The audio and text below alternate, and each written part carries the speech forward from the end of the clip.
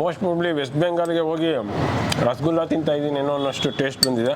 ಇದರಲ್ಲಿ ನಿಜವಾಗ್ಲೂ ಕರೆಕ್ಟ್ ರಸಗುಲ್ಲ ಅನ್ನೋದು ಗೊತ್ತಾಗೋದು ಹೇಗೆ ಗೊತ್ತಾ, ಹಿಂಗೆ ಇಟ್ಕೋಬೇಕು, ಹಿಂಗೆ ಪ್ರೆಸ್ ಮಾಡಿದ್ರೆ ಇದು ಕರೆಕ್ಟ್ ರಸಗುಲ್ಲ.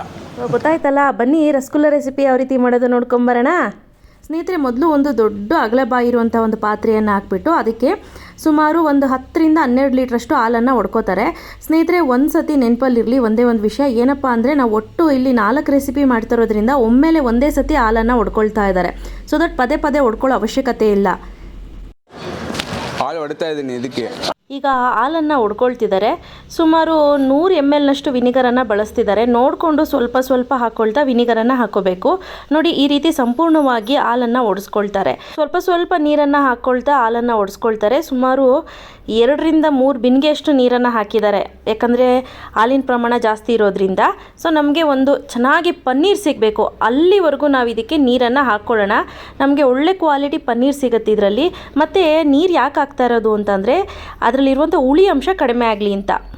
ಇವಾಗ ಹೇಳಿದಿನಲ್ವಾ, ಇದಾದ್ಮೇಲೆ ನಾವು ಉಜ್ಜಬೇಕು. ಉಜ್ಜಿ ಸ್ಯಾಂಡ್ವಿಚ್ ಎಲ್ಲ ರೆಡಿ ಮಾಡ್ತೀನಿ, ಅವಾಗ ಹೇಳಿ ತೋರಿಸ್ತೀನಿ. Okay, fine. ಓಕೆನಾ? ಆಫ್ ಮಾಡಿರ್ತೀನಿ ಹೇಳಿ ಮಾಡಿದ್ದೀನಲ್ಲ, ಇದು ನೀರಲ್ಲಿ ಹಾಕ್ತೀನಲ್ಲ, ನೀರಲ್ಲೇ ತೆಗೆದ್ಬಿಟ್ಟು ಕೆನೆ ಮಾತ್ರ ತಗೊಳ್ಬೇಕು ನಾವು. ಈಗ ಪನ್ನೀರ್ ಮಾತ್ರ ತಗೋಬೇಕು. ಸೊ ಅಂದ್ರೆ ಏನ್ ಮಾಡಿದ್ದಾರೆ ಅಂದ್ರೆ, ಸೊ 10-12 ಲೀಟರ್ ಹಾಲ್ಗೆ ವಿನಿಗರ್ ಹಾಕಿ ಒಡಿಸಿದ್ದಾರೆ. ಒಡಿಸಿದ ನಂತರ ಏನ್ ಮಾಡ್ತಿದ್ದಾರೆ, ನೀರೆಲ್ಲ ಸ್ವಲ್ಪ ತಣ್ಣೀರು ಹಾಕಿ ಎಲ್ಲ ನೀರಲ್ಲಿ ಒಡಿಸ್ಬೇಕು. ಯಾಕಪ್ಪ ಅಂದ್ರೆ ವಿನಿಗರ್ ಸ್ಮೆಲ್ ಇರುತ್ತೆ, ಮತ್ತೆ ಹುಳಿ ಇರುತ್ತೆ ಅಂತ ಹೇಳಿ ಕ್ಲೀನ್ ಮಾಡ್ಕೊಂತೀವಿ. ಸೊ ಈಗ ನೀರನ್ನ ಚೆಲ್ಬಿಟ್ಟು ನೆಕ್ಸ್ಟ್ ಏನ್ ಮಾಡ್ತಾರೆ, ನೆಕ್ಸ್ಟ್ ಕೆನೆ ಕೋರ ಬಟ್ಟೆ ಹಾಕಿ ಸ್ವಲ್ಪ ಇದು ಹಿಂಡ್ಕೊಂತೀವಿ. ಓಕೆ, ಈಗ ಕೋರ ಬಟ್ಟೆಯನ್ನು ಹಾಕ್ಬಿಟ್ಟು ಏನು ಮಾಡ್ತಾರೆ, ಸೊ ಈ ಪನ್ನೀರನ್ನು ತೆಗೆದುಕೊಳ್ತಾರೆ. ನೋಡಿ, ಈ ರೀತಿ ಕೋರ ಬಟ್ಟೆ ಅಂದರೆ ಈ ಕಾಟನ್ ಬಟ್ಟೆ. ಈಗ ನೋಡಿ, ಈಗ ಸಂಪೂರ್ಣವಾಗಿ ಈ ಥರ ಹಾಲು ಬೆಳ್ಳಗೆ ಬಂದಿರೋ ಹಾಲು ಏನಿದೆ ಅದನ್ನು ಚೆಲ್ಬಿಡ್ತಾರೆ. ಸೊ ಅದು ಆ್ಯಕ್ಚುಲಿ ಹುಳಿ ಹಾಕಿರ್ತಾರಲ್ವ, ಸೊ ಮಜ್ಜಿಗೆ ಅಂತಲೇ ಅಂದ್ಕೊಳ್ಳಿ ಅದನ್ನು. ಸೊ ಈಗ ನೀಟಾಗಿ ಇಂಟ್ಕೋಬೇಕು. ನೋಡಿ, ಈ ರೀತಿ ಇಂಟ್ತಾರೆ. ಸೊ ಸಾಮಾನ್ಯವಾಗಿ ನಾವು ಕಡಿಮೆ ಕ್ವಾಂಟಿಟಿಲಿ ಮಾಡಿದಾಗ ನಾವೇನು ಮಾಡ್ತೀವಿ, ಒಂದು ಬಟ್ಟೆಯನ್ನು ಕಟ್ಬಿಟ್ಟು ನೇತಾಕ್ಬಿಡ್ತೀವಿ. ಬಟ್ ಇಲ್ಲೇನು ಮಾಡ್ತಿದ್ದಾರೆ, ಟೈಟಾಗಿ ಇಂಟ್ಕೊಳ್ತಿದ್ದಾರೆ. ಸ್ನೇಹಿತರೆ, ಯೂಶಲಿ ಬೇಕರಿಗಳಲ್ಲಿ ಯಾವ ರೀತಿ ಮಾಡ್ತಾರೋ ಅದೇ ರೀತಿ ನಮಗೆ ತೋರಿಸ್ತಾ ಇದ್ದಾರೆ. ಸೊ ಈಗ 12 ಲೀಟರ್ಗೆ ಇಷ್ಟು ಪನ್ನೀರ್ ಸಿಕ್ಕಿದೆ. ಹೌದು. ಓಕೆ, ಈಗ ನೆಕ್ಸ್ಟ್ ಏನು ಮಾಡ್ತೀರಾ, ಇದನ್ನ ಸ್ಯಾಂಡ್ವಿಚ್ ಒಂದು 30 ಪೀಸು, ಆಮೇಲೆ ರಸಗುಲ್ಲ 30 ಪೀಸು, ಚಮಚಮ್ ಒಂದು 30 ಪೀಸ್. ಓಕೆ, ಸ್ಯಾಂಡ್ವಿಚ್, ರಸಗುಲ್ಲ, ಆಮೇಲೆ ಚಮಚಮ್, ಒಟ್ಟು 30 ಪೀಸು. ಟೋಟಲ್ 3 ಸೊ 9 ಪೀಸನ್ನು ಈಗ ಮಾಡಿ ತೋರಿಸ್ತಾರೆ. ಸೊ ಈ ರೀತಿ ಮಾಡ್ತಾ ಇರೋದು ಏನಕ್ಕೆ, ಮ್ಯಾಶ್ ಮಾಡ್ತಾ ಇರೋದು, ಇದನ್ನ ನೈಸ್ ಮಾಡಬೇಕು, ಬೇಯಿಸಬೇಕು. ಇದನ್ನ ನೈಸ್ ಮಾಡಬೇಕು. ನೈಸ್ ಮಾಡಿದ್ಮೇಲೆ ಮೈದಾ ಹಿಟ್ಟು ಇಟ್ಬಿಟ್ಟು ಉಜ್ಜಬೇಕು. ಚೆನ್ನಾಗಿ ಉಜ್ಜಿಕೊಂಡ ಮೇಲೆ ಐಟಮ್ ರೆಡಿ ಮಾಡ್ಸ್ಕೊಬೇಕು. ಇದನ್ನ ಒಂದೊಂದು ಭಾಗ ಒಂದು 30 ರೆಡಿ ಭಾಗ ಮಾಡ್ಕೊಂಡು ಬೇಯಿಸಬೇಕು. ಸರಿ ಸರಿ. ನೆಕ್ಸ್ಟ್ ಇಲ್ಲಿ ಸಕ್ಕರೆ ಪಾಕಕ್ಕೆ ರೆಡಿ ಮಾಡ್ಕೊಳ್ತಿದ್ದಾರೆ. ಈಗ ಎಷ್ಟು ಕೆಜಿ ಸಕ್ಕರೆ ಹಾಕ್ತಾ ಇದ್ದೀರಾ? 7 ಕೆಜಿ. 7 ಕೆಜಿ, 7 ರಿಂದ 8 ಕೆಜಿ ಸಕ್ಕರೆ ಹಾಕ್ತೀರಾ. ಸಾಕಾಗುತ್ತಾ ಇಷ್ಟು? ಸ್ನೇಹಿತರೆ, ಬಕೀಟನ್ನು ಚೆನ್ನಾಗಿ ತೊಳೆದು ಬಕೀಟಲ್ಲೇ ನೀರನ್ನು ಹಾಕ್ಕೊಳ್ತಿದ್ದಾರೆ.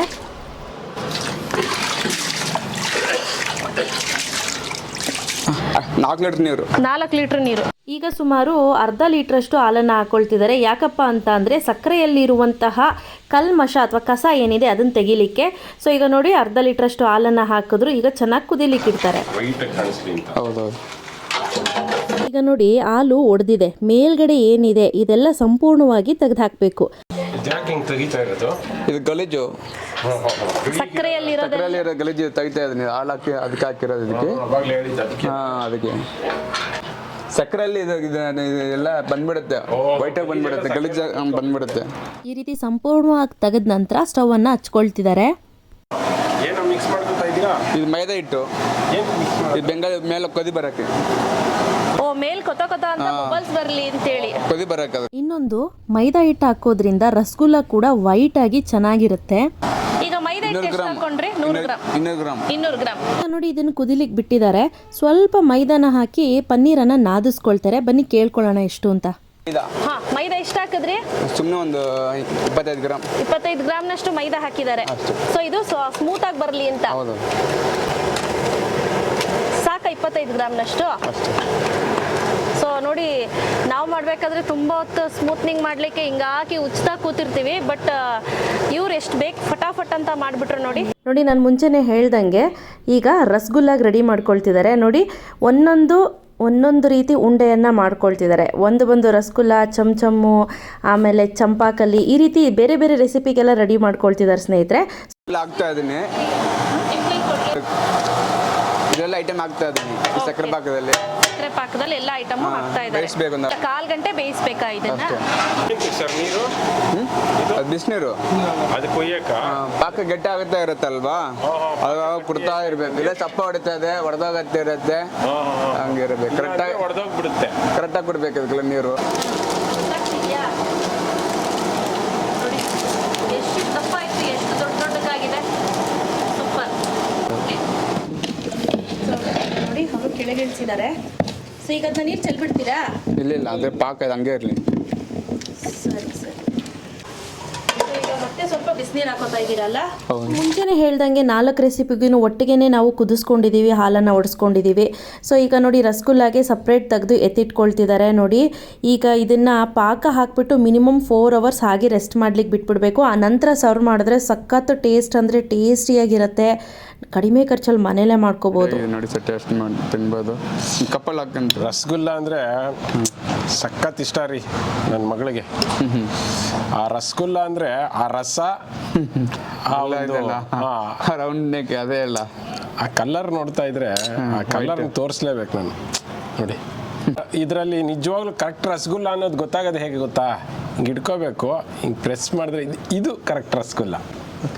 ಕರೆಕ್ಟ್ ಅಲ್ಲ? ಹೌದು. ಸಾಕಷ್ಟು ಸರಿ ಸಾಕಷ್ಟು ಕಡೆ ರಸಗುಲ್ಲ ಅಂತ ಮಾಡ್ತಾರೆ, ಒಳಗಡೆ ರಸನೇ ಇರಲ್ಲ. ಸೊ ಇದನ್ನ ಟೇಸ್ಟ್ ಮಾಡೋಣ. ಇನ್ನೊಂದು ಬೌಲ್ಗೆ ಹಾಕೊಳ್ತೀನಿ.